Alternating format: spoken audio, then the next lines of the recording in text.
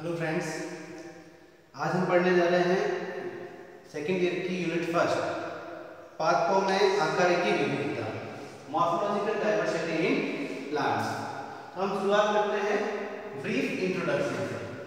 Now morphology का मतलब क्या है? What do you mean by morphology word? तो मॉर्फोलॉजी जो वर्ड है वो अपने आप में एक लैटिन भाषा के शब्द मॉर्फोस से बना है, जिसका मतलब होता है स्ट्रक्चर, और लोगोस इसका मतलब अध्ययन करना, यानी कि पादपों की आकारिकी या उसकी संरचना का अध्ययन करना।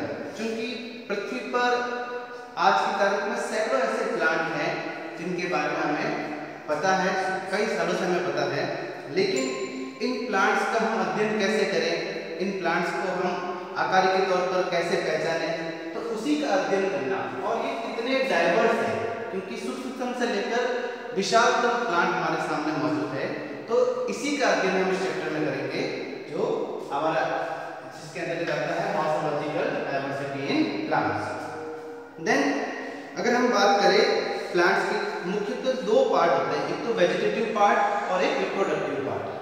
तो जो कायिक वृद्धि में काम आते हैं प्लांट्स, जो कायिक वृद्धि में काम आता है वो मॉर्फोलॉजिकल या उसकी आकारिकी संरचना कहलाती है, और जो जनन में काम आता है वो रिप्रोडक्टिव पार्ट के कहलाते हैं। डाइवर्सिटी के लिए सबसे पहले बात करें डाइवर्सिटी इन साइज या आकार में विविधता।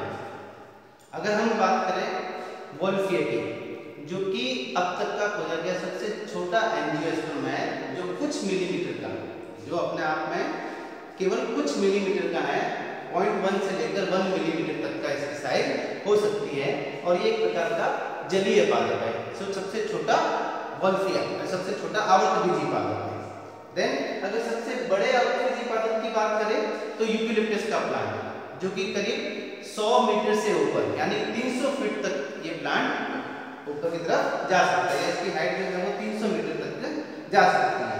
इसी तरह से अगर अपन जिम्नोस्पर्म यानी अनावर्तबीजी की बात करें तो उसमें आवर्तबीजियों से भी कई ऊंचे प्लांट मिलते हैं। जैसे एक प्लांट है सिक्वोया सेम्परवाइलेंस, जो कि एक जिम्नोस्पर्मिक प्लांट है, और इसकी हाइट जो है वो 112 मीटर यानी कि करीब 350 मीटर 350 फीट ऊपर तक ये प्लांट जा सकता है। यानी कि अगर आकार की दृष्टि से देखा जाए तो प्लांट जो है वो सूक्ष्मतम से लेकर विशालतम या लार्जेस्ट प्लांट भी हमारे सामने पृथ्वी पर मौजूद है। देन अगर हम विड्थ की बात करें या चौड़ाई की बात करें तो आवर्तबीजियों में बरगद एक ऐसा प्लांट है जिसकी शाखाएं कई मीटर तक चौड़ाई में फैल सकती हैं, और चूंकि इसके अंदर प्रॉप रूट्स का मतलब होता है ऐसी जड़ें जो तने से लटक के जमीन की तरफ निकलती है, उनको हम प्रॉप रूट्स बोलते हैं। तो प्रॉप रूट्स की सहायता से बरगद जो है वो एक सेकेंडरी स्टेम लाइक संरचना बनाते हैं, जिसकी वजह से ये कई मीटर तक चौड़ाई में फैल सकते हैं। जो हमारे यहाँ पर भी जो बॉटनिकल गार्डन है कलकत्ता का नेशनल बॉटनिकल गार्डन, उसमें काफी विशालतम एक बरगद का वृक्ष है। देन अगर हम बात करें डाइवर्सिटी इन लॉन्जिविटी का मतलब कि जीवन काल के आधार पर प्लांट्स कितने तरह के हो सकते हैं, या जीवन काल के आधार पर हम प्लांट्स को कितने भागों में बांट सकते हैं, वो कितने विविध प्रकार के हो सकते हैं। अब जीवन काल का मतलब क्या होगा? हम जीवन काल से क्या मतलब समझेंगे? जैसे एक प्लांट उगा, सीड से उगा, और सीड से उगने के बाद में वो अपनी कायिक वृद्धि करेगा, और उसके बाद में लैंगिक परिपक्वता या लैंगिक सेक्सुअल मैच्योरिटी जिसको अपन बोलते हैं उस तक प्राप्त करेगा। लेकिन कुछ प्लांट्स के अंदर सीड से उगना, लैंगिक परिपक्वता प्राप्त करना, और उसके बाद में सीड्स बनाकर वापस खत्म हो जाना, इसकी जो लाइफ साइकिल है या जो लाइफ स्पेन है वो बहुत छोटा हो सकता है। जबकि कुछ प्लांट्स के अंदर ये जो क्रम है, यानी कि बीज से उगना, अपनी कायिक वृद्धि करना, उसके बाद में सीड्स बनाना, उसका जीवन काल काफी लंबा हो सकता है। इसके अलावा भी कुछ प्लांट जो है वो सीड बनाने के बाद में मर सकते हैं, जबकि कुछ प्लांट जो है उसमें हर वर्ष सीड आ सकते हैं, या हर वर्ष उसमें रिप्रोडक्टिव साइकिल चल सकता है। तो लॉन्जिविटी के आधार पर भी हम वृक्षों को कुछ कैटेगरीज में या कुछ डाइवर्सिटी में बांट सकते हैं। जैसे अपन बात करें सबसे पहले एफिमेरल प्लांट्स या अल्पजीवी प्लांट्स। जैसा कि हमें वर्ड से पता चल रहा है, अल्पजीवी प्लांट्स यानी कि ऐसे पौधे जिनका जीवन काल बहुत कम है या अल्पजीवी है। ऐसे प्लांट जो है वो सामान्यतः बारिश की सीजन के अंदर, जब बारिश आती है उस सीजन के अंदर ये प्लांट्स उगते हैं और बहुत कम जीवन काल में, यानी कि इनका जीवन काल देखा जाए तो करीब 1 महीने का ही, जब तक बारिश रहती है उस बारिश के अंदर 1 महीने के अंदर ही ये प्लांट जो है वो सीड से उगते हैं, अपनी काई ग्रोथ करते हैं और उसके बाद में सीड्स बनाकर ये वापस मर जाते हैं प्लांट। तो ऐसे प्लांट जो कि लाइफ स्पेन, जिनका लाइफ स्पेन बहुत छोटा है, जिनकी लाइफ साइकिल बहुत छोटी है, ऐसे प्लांट्स को हम एफिमेरल या अल्पजीवी पादप बोलते हैं। जैसे एग्जांपल बात करते हैं मोल्युको सर्दियाना या गाइसिकिया फंडेसियोइडिस, ये दोनों ऐसे प्लांट हैं जो कि बारिश के दिनों में रेगिस्तानी इलाकों के अंदर या मिट्टी बालू मिट्टी के ऊपर आसानी से मिल सकते हैं, जिनकी लाइफ स्पेन काफी छोटी होती है। देन दूसरी तरह के प्लांट्स जो है लाइफ स्पेन के आधार पर वो है एनुअल प्लांट्स। ऐसे प्लांट्स 1 वर्षीय पादप, हिंदी में इनको बोलेंगे 1 वर्षीय पादप। अब जैसे यहाँ 1 वर्ष का मतलब ये नहीं कि एग्जैक्ट 1 वर्ष की अवधि ही ऐसे प्लांट्स की होगी। 1 वर्ष का मतलब है कि जिनकी लाइफ साइकिल जो है वो करीब 1 वर्ष के अंदर पूर्ण होती है। ऐसी प्लांट्स जिनकी लाइफ साइकिल करीब 1 वर्ष के अंदर पूर्ण हो जाती है, यानी कि वो काई ग्रोथ भी करेंगे, उसके बाद में फ्लावरिंग करेंगे, सीड बनाएंगे और करीब 1 वर्ष के अंदर इनकी लाइफ साइकिल खत्म होकर ये प्लांट मर जाएंगे या नष्ट हो जाएंगे। तो ऐसे प्लांट्स जो हैं वो प्लांट्स कौन से कहलाएंगे? एनुअल प्लांट्स कहलाएंगे या 1 वर्षीय पादप कहलाएंगे। जैसे हम यहाँ एग्जांपल देख रहे हैं, एक ग्रास का पादप, जैसे एक मक्के का पादप है, मेज का पादप है, जो कि 1 वर्षीय पादप है, जो करीब 5 से 6 महीने में अपनी लाइफ साइकिल कंप्लीट कर लेता है। अगर हम ग्रासेस की बात करें तो उसके अंदर रूट्स भी एडवेंटिस प्रकार की रूट्स होती है। इन कंपेयर टू अगर अपन बात करें ऐसे प्लांट्स जो कि जिनकी लाइफ साइकिल काफी लंबी है, यानी कि जो कई वर्षों तक जीवित रहते हैं और अपने जीवन काल में कई बार फ्लावरिंग भी करते हैं और सीड भी बनाते हैं, तो ऐसे प्लांट्स को अपन बोलेंगे पेरिनियल प्लांट्स या बहुवर्षीय पादप, जिनमें सामान्यतः क्या आते हैं? ट्रीज या आवश्यक नहीं है कि जिसमें ट्री है या वृक्ष है, लेकिन लाइफ साइकिल या जीवन स्पैन के आधार पर ऐसे प्लांट जो कई वर्षों तक जीवित रह सकते हैं, ऐसे प्लांट्स को, सभी प्लांट्स को हम क्या बोलेंगे? बहुवर्षीय पादप बोलेंगे। ना इन दोनों के बीच की एक कैटेगरी है बाइएनियल प्लांट्स या द्विवर्षीय पादप। कैसे पादप? ऐसे पादप जो जिनको अपना लाइफ साइकिल पूर्ण करने में या जिनको सीड से उगकर वापस सीड बनाने तक करीब 2 वर्ष का समय या 1 वर्ष से ज्यादा का समय और 2 वर्ष से कम का समय लगता है, ऐसे सभी पादप प्लांट्स क्या कहलाएंगे? द्विवर्षीय पादप कहलाएंगे।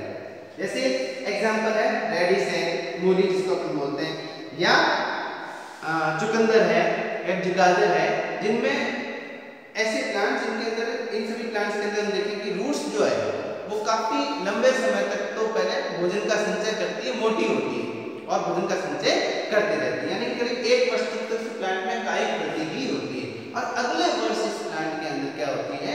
फ्लावरिंग और सीडिंग होती है। तो ऐसे सभी प्लांट्स जो कि करीब 2 वर्ष के अंदर अपनी लाइफ साइकिल पूर्ण करते हैं, ऐसे प्लांट्स को हम क्या बोलेंगे? द्विवर्षीय पादप बोलेंगे। अब वापस आते हैं बहुवर्षीय पादप के ऊपर।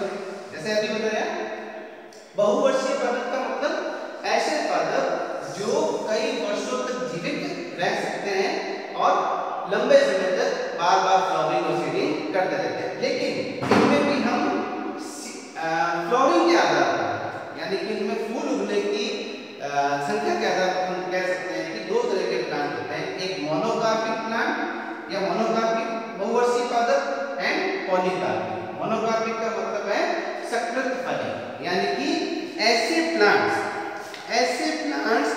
जिसके अंदर पूरे जीवन काल में, अपने पूरे जीवन काल में, चाहे वो कई सालों का हो सकता है प्लांट, कई वर्षों का प्लांट हो सकता है, लेकिन अपने पूरे जीवन काल में ऐसे प्लांट्स केवल एक बार फ्लावरिंग करते हैं और एक ही बार सीडिंग करते हैं, यानी कि फूलों को धारण करना और बीजों का बनाना। चाहे तो बहुवर्षीय पादप है, लेकिन पूरे लाइफ साइकिल में वो सिर्फ एक ही बार फ्लावरिंग करते हैं। ऐसे प्लांट्स जो हैं वो प्लांट क्या कहलाते हैं? मोनोकार्पिक प्लांट कहलाते हैं। जैसे बहुत कॉमन एग्जांपल है केला। केले का जो प्लांट है वो कई वर्षों तक जीवित रह सकता है, लेकिन उसमें फ्लावरिंग आने के बाद में या ऐसे केले के प्लांट में फ्लावरिंग जो है वो केवल एक ही बार होती है। दूसरा है पॉलीकार्पिक, यानी ऐसे पादप या ऐसे बहुवर्षीय पादप जो अपने जीवन काल में कई बार पुष्पों को धारण करते हैं और सीड बनाते हैं, जो हम आम जिंदगी में हमेशा देखते हैं, जैसे नीम का पेड़ है, बबूल का पेड़ है, आम का पेड़ है। ऐसे पेड़ जो हर साल फ्लावरिंग करते हैं, सीड बनाते हैं और कई वर्षों तक जीवित रहते हैं। तो ऐसे सभी प्लांट्स को हम क्या बोलेंगे? पॉलीकार्पिक प्लांट्स बोलेंगे। तो डाइवर्सिटी अगर हम बात करें लॉन्जिविटी आधार पर, तो अभी अपन ने देखा कितने तरह के प्लांट्स हो सकते हैं, जीवन काल के आधार पर इतने तरह के प्लांट्स हो सकते हैं। देन नेक्स्ट अपना है डाइवर्सिटी इन हैबिटेट, यानी आवास के आधार पर। आवास का मतलब जहां उनका जो सराउंडिंग्स है या आसपास का जो क्षेत्र है, उस आसपास के क्षेत्र के आधार पर या उनके रहने की जगह के आधार पर हम प्लांट्स को विभिन्न कैटेगरी में डिवाइड कर सकते हैं, विभाजित कर सकते हैं। जैसे दो मेजर श्रेणियां हैं, दो मुख्य श्रेणियां हैं आवास के आधार पर, जिसमें से पहली है एक्वेटिक और दूसरी है टेरेस्ट्रियल। एक्वेटिक या जलीय, जैसे नाम से पता है, ऐसा सराउंडिंग्स या ऐसा आवास, पादपों का ऐसा आवास जहां जल की अधिकता हो, या ऐसे आवास जिसमें पादप पूर्ण रूप से जल के अंदर ही उगते हैं, तो ऐसे आवास जो कहलाएंगे वो कैसे कहलाएंगे? एक्वेटिक या जलीय आवास कहलाएंगे। अब जलीय आवास की भी अगर हम बात करें तो जल का भी प्रकार कई तरह का हो सकता है, जैसे स्टैग्नेंट वाटर, रुका हुआ जल, रनिंग वाटर यानी कि बहता हुआ जल, मीठा जल, खारा जल। तो इसके आधार पर हम इसको सब कैटेगराइज या इन डाइवर्सिटी, इसमें जो विविधता है उसको हम सब कैटेगराइज कर सकते हैं, जिसका मतलब है कि प्लांट जो है वो मीठे पानी के प्लांट अलग हो सकते हैं, खारे पानी के प्लांट अलग हो सकते हैं, एक पोखर यानी कि छोटी सी जगह से लेकर समुद्र तक का इनका आवास हो सकता है। तो आवास के आधार पर प्लांट जो है वो पहला तो हो गया कौन सा? जलीय प्लांट। देन दूसरा है टेरेस्ट्रियल, यानी कि स्थलीय पादप, यानी ऐसे पादप जो पूर्ण रूप से जल में नहीं लेकिन जलीय स्थलीय रूप से, यानी मिट्टी के आसपास या मिट्टी के, जिनको उगने के लिए मिट्टी चाहिए, जो पूर्ण रूप से जल में डूबे हुए नहीं है, ऐसे आवास को हम क्या बोलेंगे? स्थलीय आवास बोलेंगे। अब स्थल, चूंकि इस पृथ्वी पर जल के अलावा जितना भी पार्ट है उन सभी को हम क्या बोलेंगे? स्थलीय पार्ट बोलेंगे।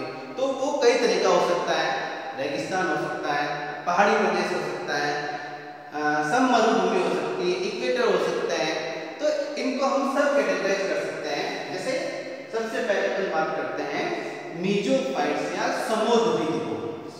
अब नाम से पता चल रहा है समोद्भिद, यानी कि ना तो जहां पर जल की अधिकता है, ना ही वहां पर जल की कमी है। ऐसी सॉइल या ऐसी मिट्टी या ऐसा क्षेत्र, ऐसा आवास जहां सदैव जल की उपलब्धता प्लांट को मिलती रहे, ऐसी स्थलीय आवास क्या कहलाएंगे? मीजोफाइट समोद्भिद प्लांट्स कैसे कहलाएंगे? ऐसे स्थलीय आवास पर उगने वाले प्लांट्स। अब चूंकि मीजोफाइट्स के अंदर मुख्यतः जो है वो वन आते हैं, वनीय क्षेत्र आते हैं या फॉरेस्ट एरिया आते हैं, तो इन फॉरेस्ट एरिया को भी हम उप विभाजित कर सकते हैं या इनमें भी विविधता देखने को मिलती है। जैसे ट्रॉपिकल फॉरेस्ट, उष्णकटिबंधीय फॉरेस्ट। ट्रॉपिकल फॉरेस्ट मतलब उष्णकटिबंधीय फॉरेस्ट। अब वर्ड से पता चला उष्णकटिबंधीय, यानी कि ऐसे फॉरेस्ट या ऐसे फॉरेस्ट जहां पर वातावरण के अंदर सदैव नमी बनी रहती है, पानी सदैव उपलब्ध रहता है। नॉर्मली इक्वेटर के पास में जो भी प्लांट्स है, पृथ्वी के इक्वेटर के पास में जो भी फॉरेस्ट होते हैं, वो सारे फॉरेस्ट क्या कहलाते हैं?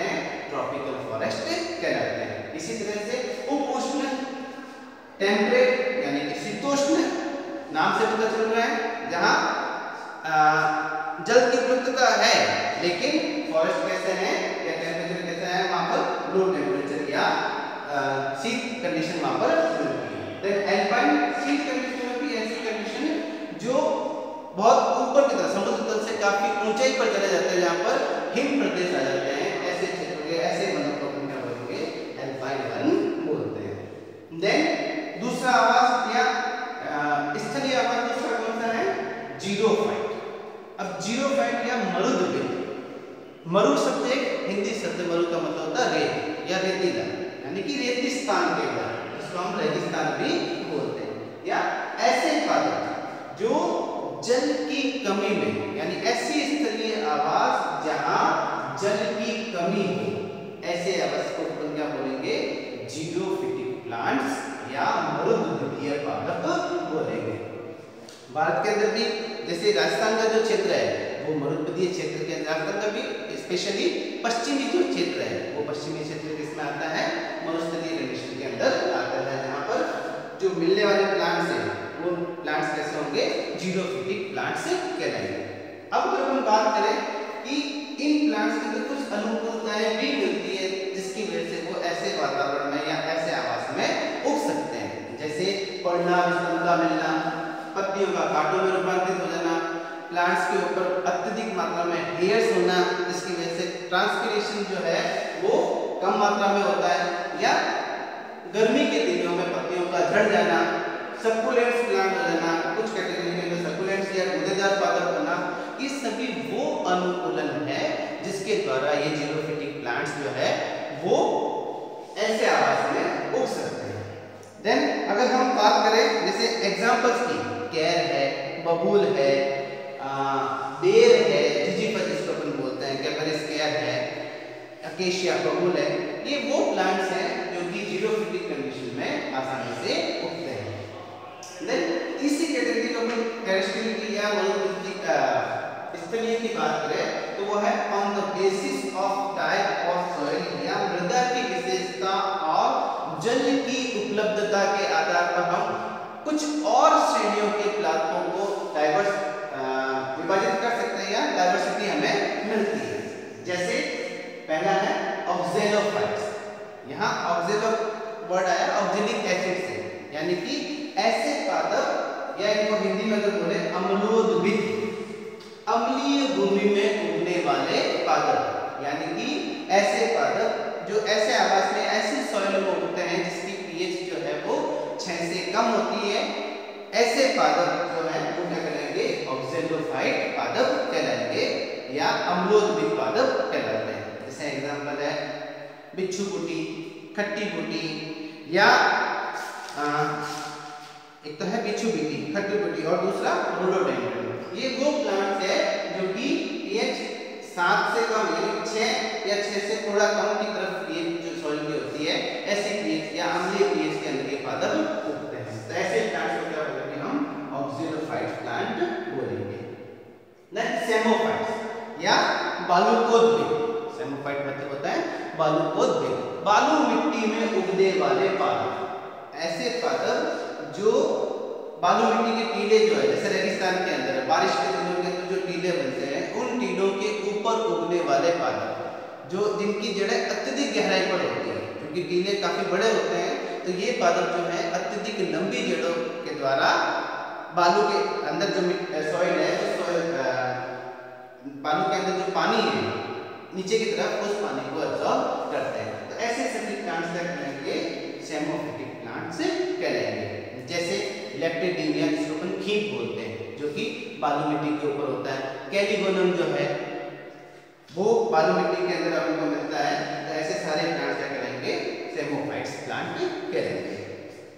देन हेलोफिटिक प्लांट या लवणोद्भिद पादप, नाम से पता चल रहा है कि ऐसे पादप जो लवणीय भूमि में मिलते हैं, ऐसे पादप जो लवणीय भूमि में मिलते हैं, सॉल्टी एरिया में मिलते हैं, नमक वाले एरिया में मिलते हैं, ऐसे सभी पादप को हम क्या बोलेंगे, हेलोफाइट्स बोलेंगे। तो टेरेस्ट्रियल में हम देख रहे हैं कई सारी प्रकार के आवास मिलते हैं, और आवास के आधार पर अलग अलग तरह के प्लांट्स मिल सकते हैं। तो हेलोफिटिक प्लांट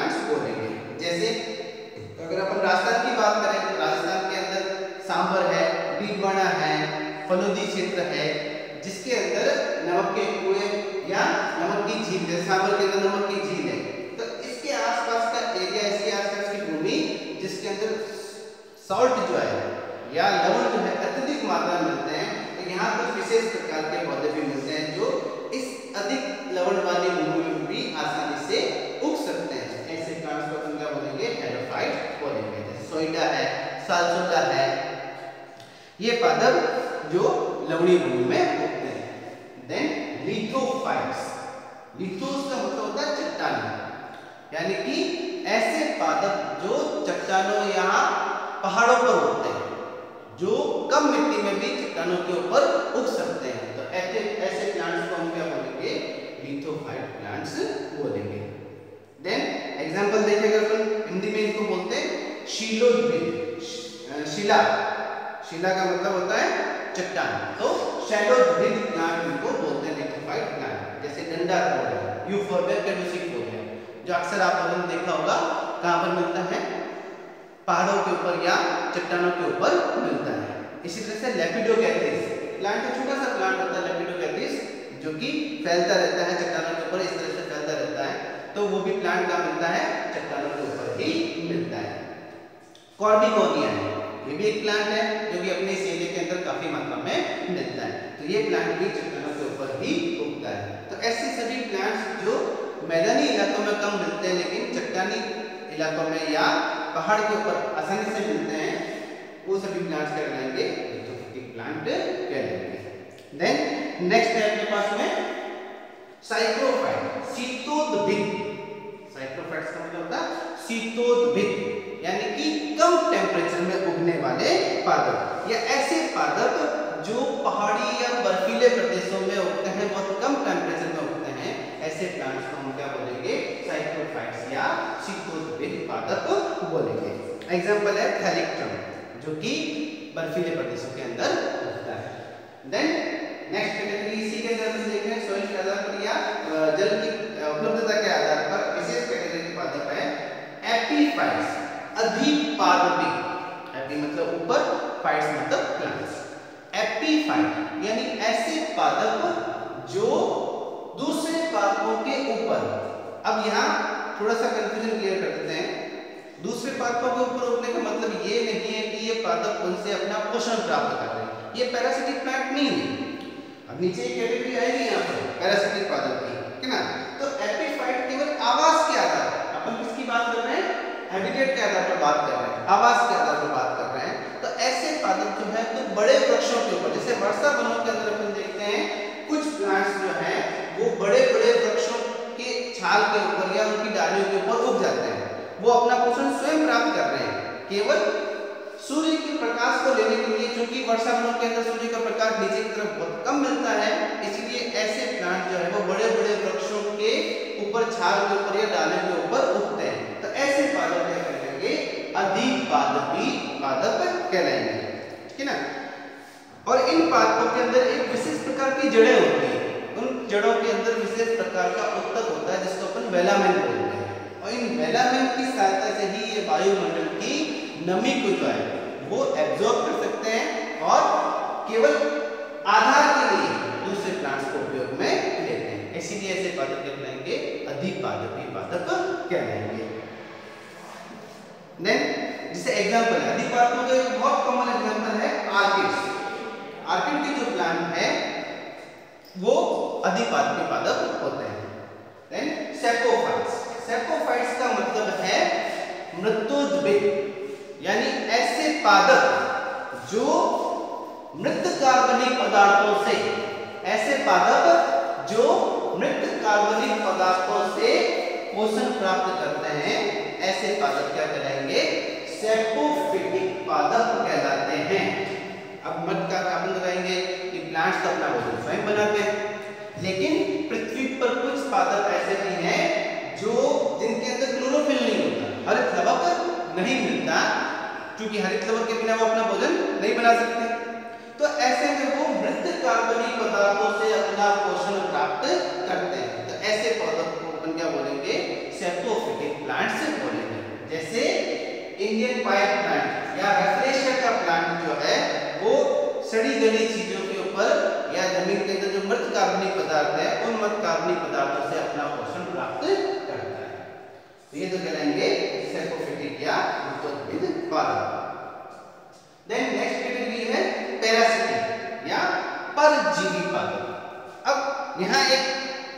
समस्या है, हम परजीवी किसको बोलेंगे। जैसे अगर हम एग्जाम्पल के तौर पर लें, मैं आप लोगों से पूछता हूं कि अगर हम लोग अपने माता पिता के ऊपर डिपेंडेंट हैं तो क्या हम परजीवी हैं? नहीं, हम परजीवी नहीं हैं।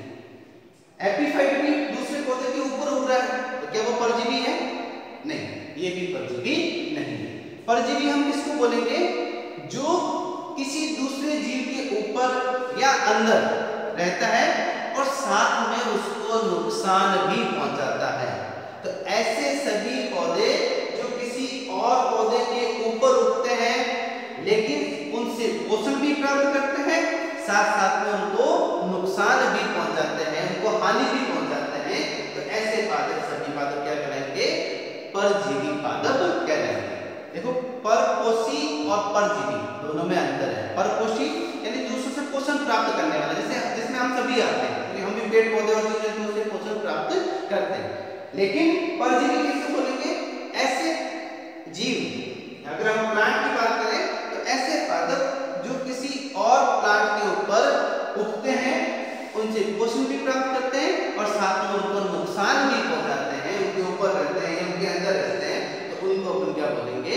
पैरासिटिक पादप बोलेंगे। जैसे बहुत कॉमन एग्जांपल है, आप लोगों ने देखा होगा अमरबेल, जिसको अपन कसकुटा है, कसकुटा या जिसका सामान्य बोलचाल के अंदर भाषा में नाम है अमरबेल, जिसको अपन बोलते हैं, वो दूसरे पौधों के ऊपर उगते हैं और जिसके अंदर हॉस्टोरिया या चुस्का नहीं होता है। अमरबेल काफी पतली सी देखी होगी कभी किसी ने, काफी पतली सी पीले रंग की एक बेल होती है जो अत्यधिक मात्रा में किसी दूसरे वृक्ष के ऊपर उगती है और उसमें से छोटे छोटे हॉस्टोरिया जैसे उपांग निकलते हैं जगह जगह से, चुस्कांग जैसे उपांग निकलते हैं, और ये चुस्कांग जो है वो किसी उस पादप, जिस पादप के ऊपर ये उग रहे हैं, उस पादप से अपना पोषण प्राप्त करते हैं और शनय शनय धीरे धीरे उस पादप को पूर्ण रूप से नष्ट कर देते हैं। तो ऐसे पादप क्या कहलाएंगे? पैरासिटिक पादप कहलाएंगे। इसमें भी हम सब कैटेगराइज कर सकते हैं, जैसे पूर्ण पैरासिटिक पादप और अर्ध पैरासिटिक या सेमी पैरासिटिक या आंशिक पैरासाइट, आंशिक परजीवी के रूप में भी मिलते हैं। जैसे हम बात करें, एग्जांपल है चंदन का पेड़। चंदन का जो पेड़ है, चंदन के बीज को शुरुआती तौर पर तो उसको शुरुआती तौर पर जब बीज उगता है उस वक्त उसको दूसरे पौधे की जड़ें चाहिए, वो उसके ऊपर as a parasite, root parasite, मूल परजीवी के तौर पर उगता है। लेकिन जब वो कुछ बड़ा हो जाता है, अपना खुद का जड़ तंत्र मजबूत कर लेता है, उसके बाद में उसको उस प्लांट की आवश्यकता नहीं रहती। तो ऐसे पादप जो है वो आंशिक परजीवी कहलाते हैं। इसके अलावा जो रूट्स के ऊपर उगते हैं उनको रूट पैरासाइट, जो शूट के ऊपर बोलते हैं उनको शूट पैरासाइट बोलेंगे। जैसे शूट पैरासाइट के अंदर है कसकुटा, अभी अपने एग्जांपल लिया अमरबेल का शूट पैरासाइट का। और रूट पैरासाइट की बात करें तो जैसे मोनोट्रोपा है, जो कि मोनोट्रोपा तो है एक मृतोपजीवी पादप है। रूट पैरासाइट जो है, एग्जांपल याद नहीं आ रहा है, इसको हम रूट पैरासाइट कह सकते हैं, यानी कि जो मूल के ऊपर उगने वाले पादप, उनको अपन रूट पैरासाइट बोलेंगे। देन नेक्स्ट कैटेगरी है अपन इसमें इंसेक्टिवोर्स या कीट भक्षी पादप। ऐसे पादप जो कीटों को अपना भोजन बनाते हैं। अब अपन यहाँ कहेंगे कि प्लांट तो अपना भोजन स्वयं बना सकते हैं, तो उन्हें कीटों को खाने की आवश्यकता कहाँ पड़ती है? नॉर्मली अपन देखते हैं कि जो हिल स्टेशन होते हैं, पहाड़ी क्षेत्र होते हैं, उन पहाड़ी क्षेत्रों पर उगने वाले प्लांट्स में नाइट्रोजन की कमी होती है, तो वो अपनी नाइट्रोजन की पूर्ति करने के लिए कीड़ों को अपने आहार के रूप में काम में लेते हैं और उन कीड़ों से अपने नाइट्रोजन की पूर्ति करते हैं। और इस हेतु उन्होंने कुछ ऐसी संरचनाएं विकसित की अनुकूलन में, जिसके द्वारा वो इन